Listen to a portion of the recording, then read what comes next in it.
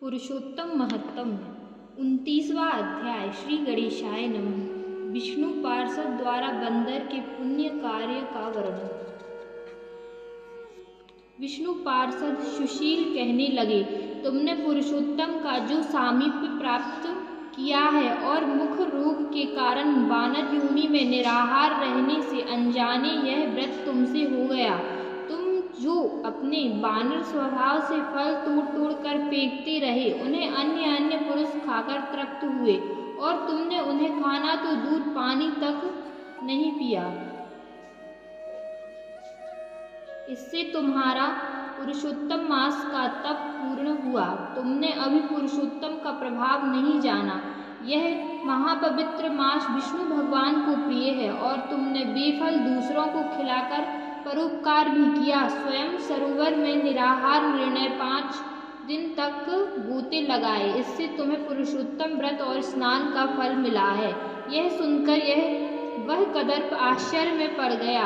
वह वन के समस्त लता वृक्षों को तथा सरोवर को नमस्कार कर विमान में बैठकर गोलोक पहुंचा, तो वहां समस्त देव चकित रह गए। यह सब सुनकर नारद जी बोले, हे तपोधन, आपने व्रत के अन्य अन्य कर्मों को नहीं बताया, कृपा करके बताएं। नारायण बोले, व्रती को चाहिए कि वह मध्याह्न पश्चात संध्या तर्पण करके अन्न फलादि ग्रहण करे, फिर पंच महायज्ञ भूतबलि काक बलि स्नान आदि करके श्रद्धा विधि पूर्वक आचमन करे, गायत्री मंत्र का जाप सायंकाल और प्रातः काल बलि वैश्य देय कर्म करे।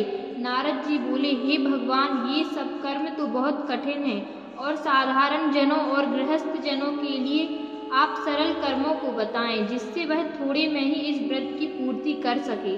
श्री नारायण बोले, यह सेवकों सहित अल्प भोजन करें, अतिथि की सेवा और भिक्षुकों को भिक्षा शक्ति सामर्थ्य अनुसार करें, हाथ पांव धोकर शैया पर आएं, घर में पूर्व की ओर यदि परदेश में हो तो पश्चिम की ओर सिर करके सोएं, उत्तर की ओर सिर करके कभी ना सोएं, सत्य बोलना, सब प्राणियों पर दया रखना, बिना दिए किसी की कोई वस्तु ना लेना, मद्य मांस का सेवन ना करना और पर स्त्री से भोग विलास ना करना, ये सभी मोक्षदायी हैं।